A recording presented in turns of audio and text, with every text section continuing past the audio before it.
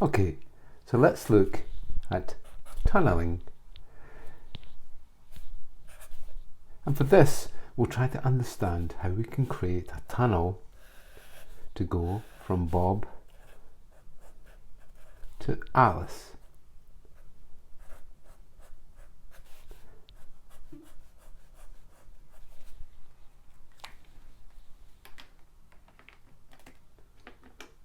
So let's start off with some basics.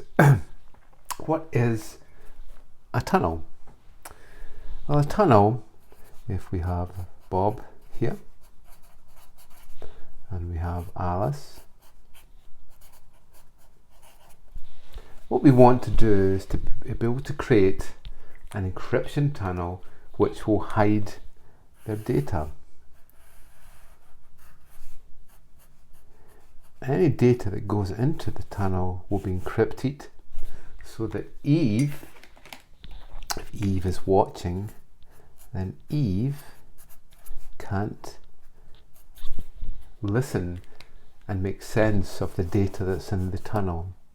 Also, Eve can't be an Eve in the middle where she could be a proxy in the tunnel. The tunnel provides encryption between two endpoints.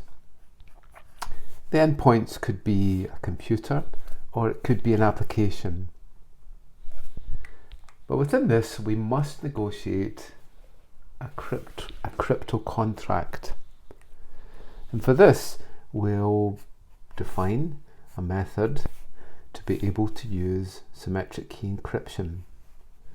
So we might define that we're using AES or CHA-20 for the encrypted traffic. So we need a key exchange method. So this might be public key with RSA, say, or it could be Diffie-Hellman, or even elliptic curve Diffie-Hellman. So we now need a symmetric key method and encryption method. And we're also going to be hashing the data to make sure that it's got some integrity. So we would define a hashing method such as MD5 or SHA-1 or SHA-256. These days it's likely that we'll be using SHA-256 or an equivalent and not MD5 and SHA-1. So we need a hashing method, a key exchange method, and a symmetric key method.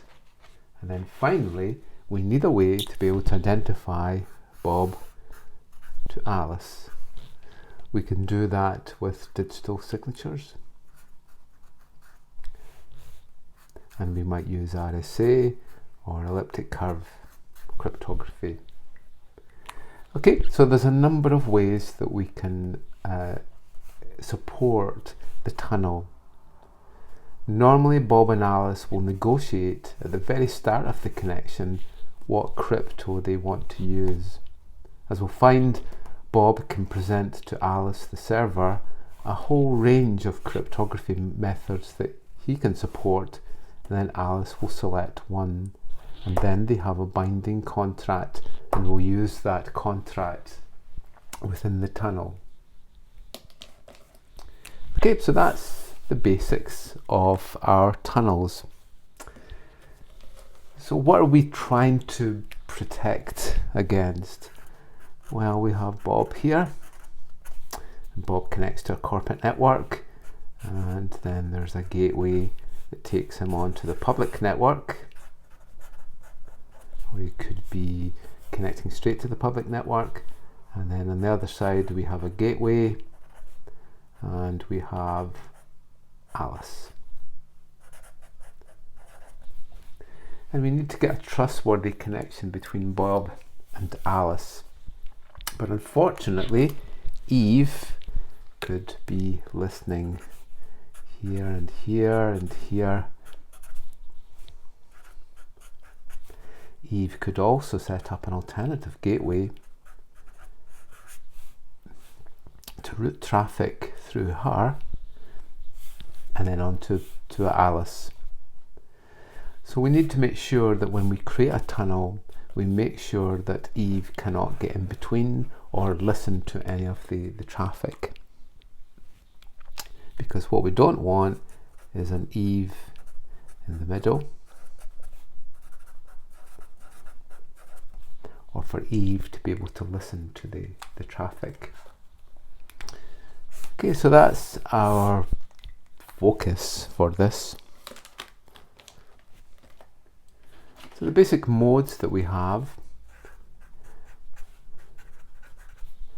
there's Bob and there's Alice, is that often what we just have to do is to be able to tunnel across a public network. So if this is the public network here, then we define the scope of our tunnel to span just part of that. So the encryption tunnel would span between the connection into the public network on either side. This is known as a tunneled mode.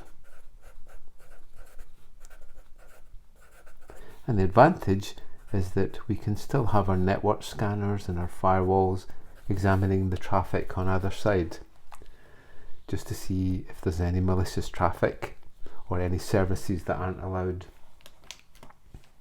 Another method that we can use is an end-to-end encryption panel, and that's often known as transport mode. And with this we can create a complete end-to-end from host to host, or from service to service, or from application to service. And in this method, the end-to-end encryption means that we can't break the connection and listen to the traffic. So sometimes in a corporate network, this mode isn't allowed to stop this end-to-end traffic.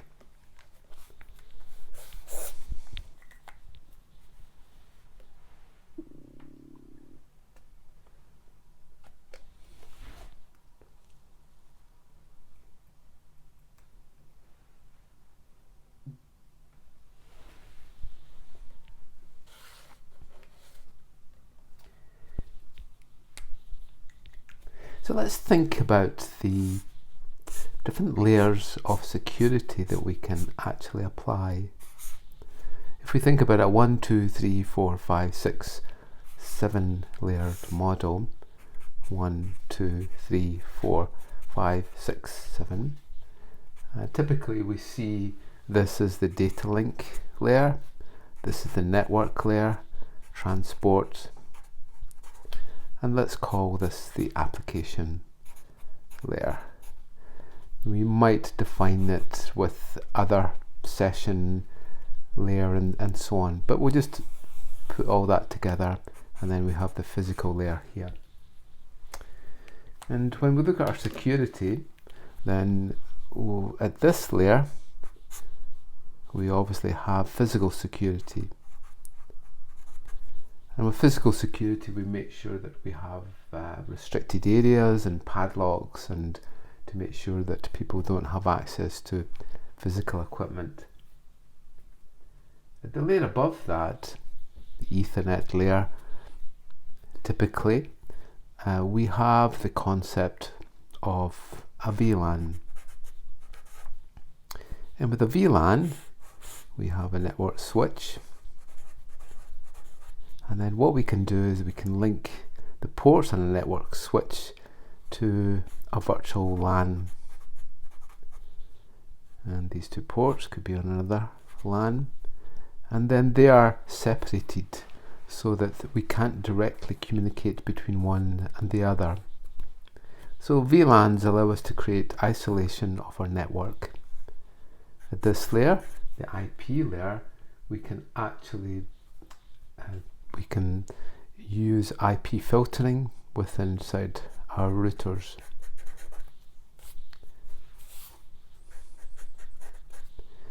Then this layer here, we can use TCP filtering, and where we filter for TCP ports. such as port 23 for telnet, 80 for web, and so on. Then the layers above, we will look at the actual protocol.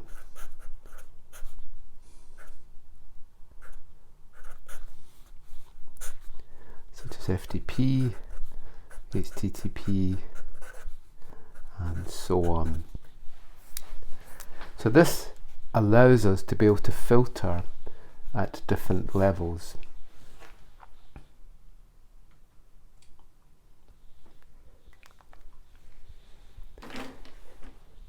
At the core of a connection between Bob and Alice, if we define Alice as our server and Bob is the client, then initially Bob sends a TCP SYN flag to Alice. If Alice accepts the connection, she sends back a SYN-ACK, and then Bob sends an ACK. This is the three-way handshake that we get at the start of a client-server connection. At the end of this, we will bind the TCP ports and also the IP addresses on either side. For Bob to know who to connect to, he connects to a common server port and sends that server port a TCP SYN.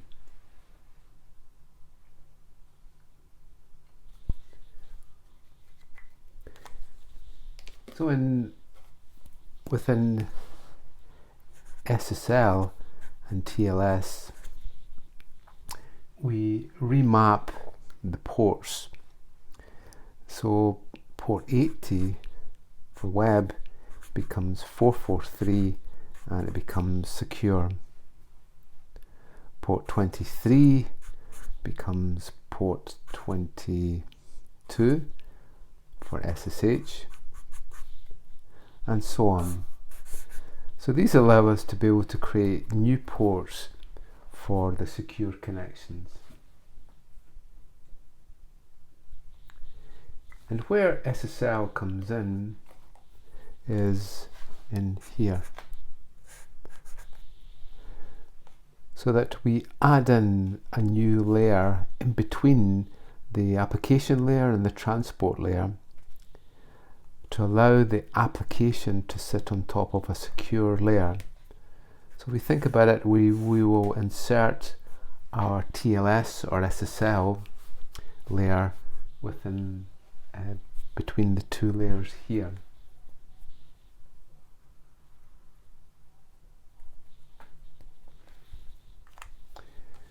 Other applications too can be remapped. So SMTP is used to send email. That can be remapped to 465 for SMTPS to send secure email. And then to receive email, we might use POP3, and that can be remapped to port 995 for POP-S. So we can have a secure port for sending email and a secure port for receiving email. So TLS allows us to be able to remap these ports to be able to support secure versions of well-known protocols. So our SSL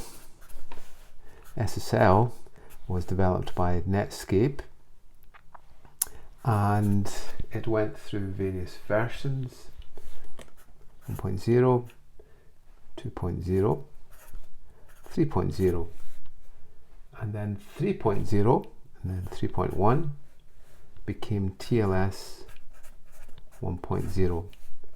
We've then advanced on from there to 1.1, 1.2, and we're currently at version 1.3.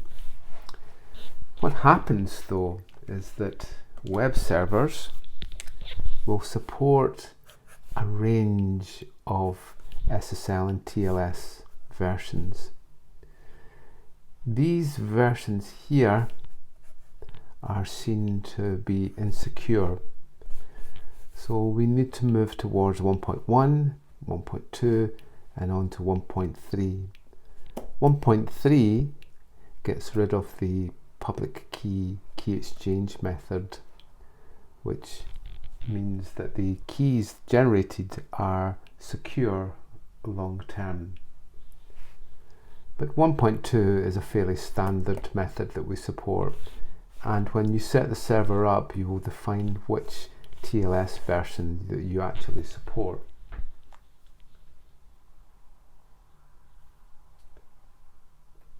So the way it works is that we create our normal client-server connection. So if we have Bob again, and we have Alice, then Bob will send a TCP SYN, say on port 443 for web traffic. We'll get a SYN ACK coming back, and then an ACK in the end. So Alice is running from TCP port 443, and Bob will be running from some client port that we can't tell, but we'll just call it port 5556. And this becomes the binding of the ports. So when traffic is received, they'll know which session it relates to. Initially, Bob then sends a client hello.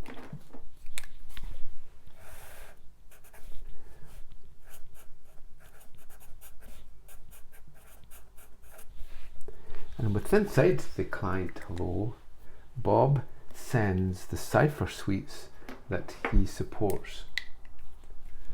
So an example format for this, I'll just find a pen here, is TLS underscore. And then we will see the key exchange method that's going to be used, such as RSA underscore, and the next one we get will be the AES method. So if it's AES 256, we might see something like that, and then finally we get the hashing method. And so Bob will send through a range of these. So let's say it's elliptic curve Diffie-Hellman with AES 128 and with MD5. So it's inside the client hello, Bob will send a number of these. Then the server sends back server hello.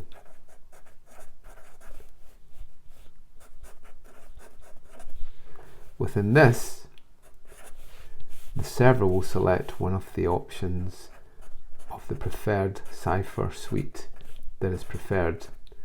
So the key exchange method, the symmetric key, and the hashing method will go back.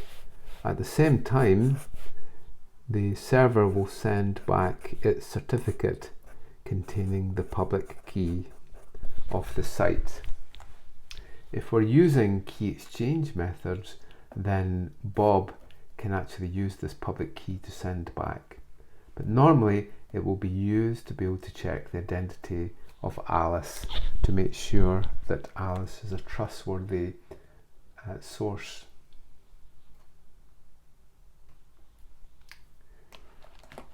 After this, we will then have our cipher suite set up, and we can use the encrypted tunnel. This will use this as a key exchange method, the symmetric key will be this, and we will use that as a hashing method. In this way we can create our tunnel. And the advantage with this negotiation is that the client defines what cipher suites it wants.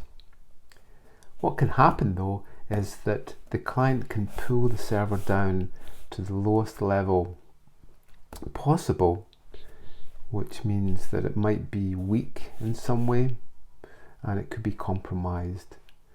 So the server will only accept certain protocols, and this is defined inside the setup of the server.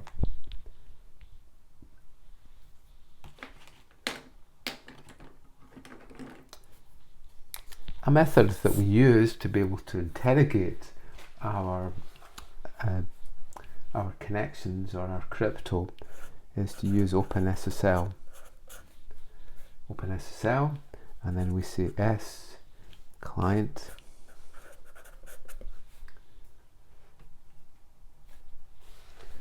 minus connect,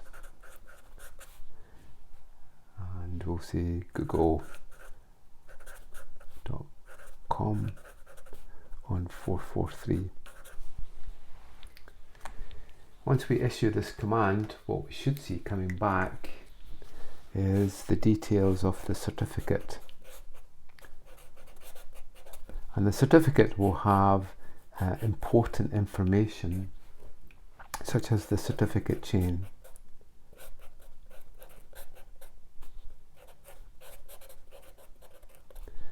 Okay, so that's going to show the root CA, the intermediate CA, and the actual CA for the certificate, or the certificate itself as part of this infrastructure. So we can examine that to make sure that it has a trusted root. Then we get the certificate itself, and the certificate contains the public key of the web server. After this, for this connection, we'll actually end up with the cipher suite, which has been negotiated. So an example is elliptic curve Diffie-Hellman ephemeral for the key exchange method that's been used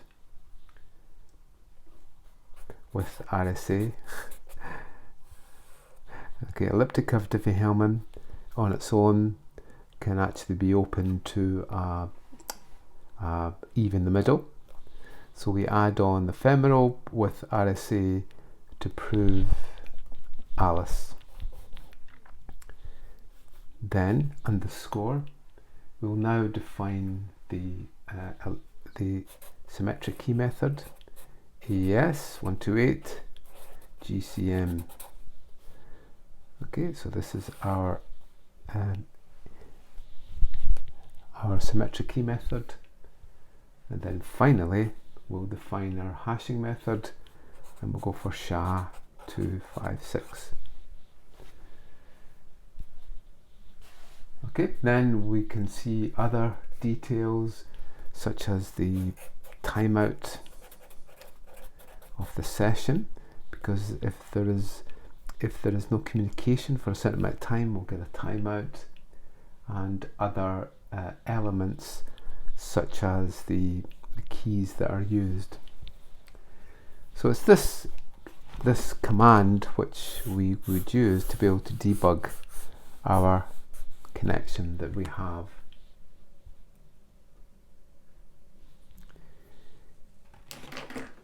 If we use public key encryption, so this is using key exchange, but if we use public key, then what should happen is that Alice will send her public key to Bob as part of this process.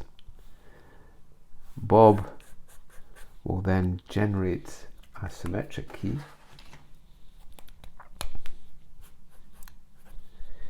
and then encrypt that symmetric key with Alice's public key. Then send that over, and then Alice will be able to decrypt with her private key. So she has a little private key here, and she can decrypt that to be able to get the symmetric key. Once we have that, then Bob and Alice can use the same symmetric key for the tunnel.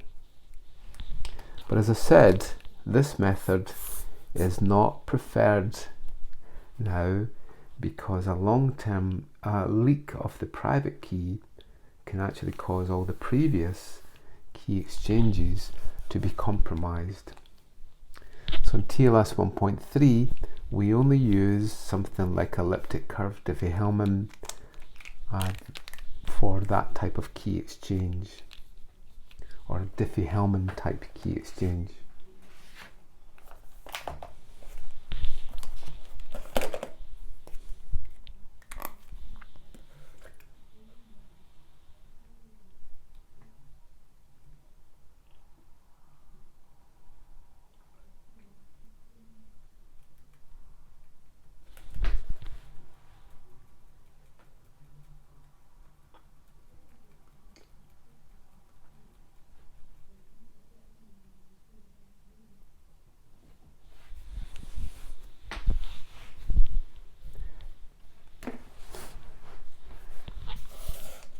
So now let's look at IPsec.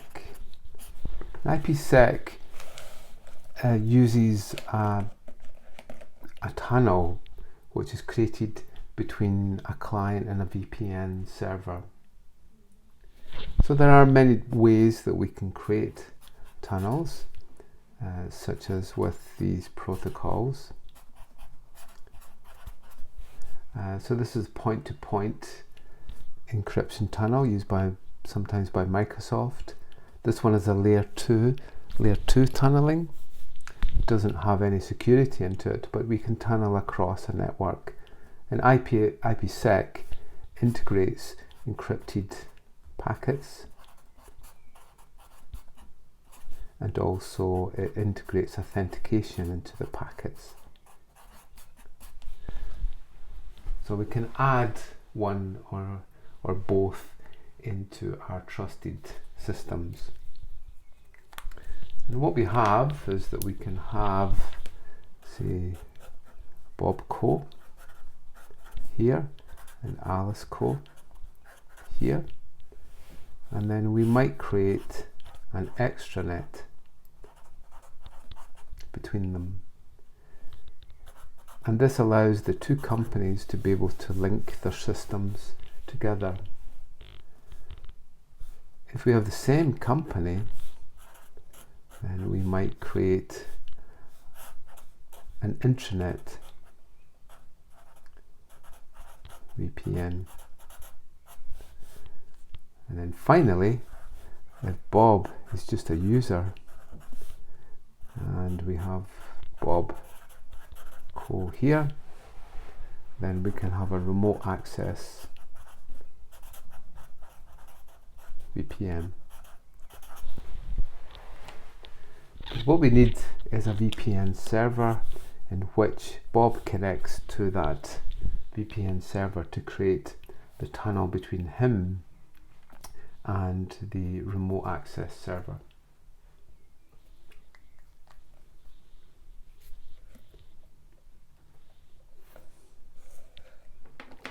With IPsec, what we have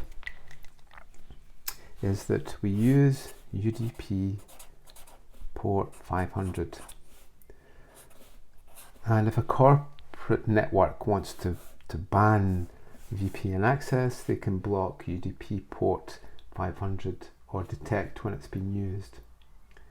Along with this, in the TCP protocol field, there is a number of 50 in that field which identifies ESP, which is encrypted packets,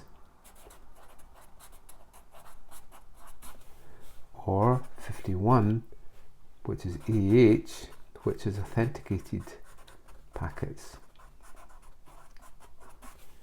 And in this way, on a corporate network, on the firewall, we can actually detect if an IPsec tunnel is used.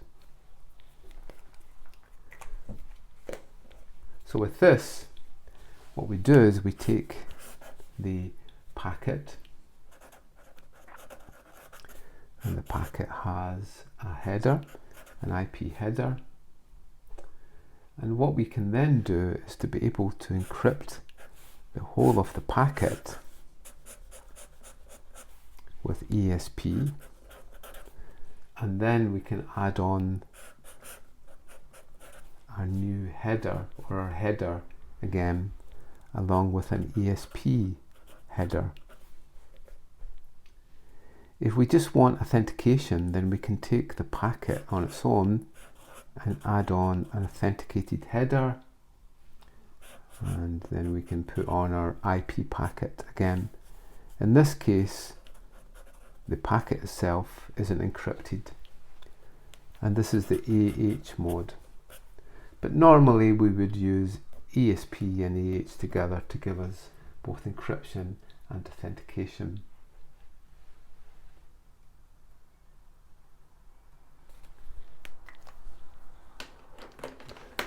Within a device, when we set it up, there is normally two phases to IPsec. So if we had two Cisco routers, they will go through two phases to be able to set the tunnel up. The first phase is called IKE, or the Internet Key Exchange.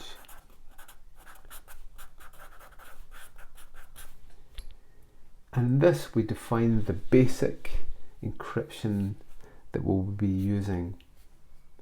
So here we would define the encryption method, such as AES, the hashing method, such as SHA, and various other things like the lifetime of the connection. So it might be for a day or a week or so. After this phase, we move into phase 2, which will define what's called the transform sets. And this will define the traffic that will go into the tunnel, because not all the traffic needs to go through a tunnel. So from here we can actually define a rule, typically an ACL, which will define the TCP port and the IP ranges of which the tunnel relates to. We'll then define our crypto map to map the policy for the tunnel. And it's important to understand that the tunnel is set up only on certain traffic, because we don't want the traffic to be routed through a corporate network if it doesn't have to be. Okay, so that's been an overview of some of the areas involved in tunneling. We looked at some of the basics of our tunnels, the motivation for them, some of the protocols, and where we put the secure layer. What I should say is that everything up here is encrypted, so we can't see it. Anything below here is not encrypted, so we can still see these ports, unless we use IPsec, where we can push the secure layer down so that we can hide the network address and the TCP port. But in SSL we can still see these 4 layers, because the security layer for the tunnel comes in here. For IPsec, we move it down to here so that the user's IP address is hidden. So when a user connects to a site, if they're using a VPN to access a remote site, then it will be the IP address of the VPN which will be stored in the log of the remote system and not the IP address of the user. So the level at where we put the VPN matters as to what details can be seen. Then we looked at the different versions, and we should really be moving towards 1.1, 1.2 and hopefully on to 1.3. 1.3 has got rid of the public key exchange method. We then looked at a basic setup where we set up a cipher contract. The client hello is sent from the client to the server with a whole lot of these cipher suites. The client sends back a server hello, the server sends back a server hello with the one that it wants, and then we're into this. It also sends a certificate with its public key for Bob to check. Then we looked at how we can use OpenSSL to be able to find out some details of the connection that we're using without using a browser. The public key encryption method, where we use Alice's public key to encrypt the key that's to be shared. And then we look generally at IPsec and how that's used. Okay, thank you. Let's hope that's recorded.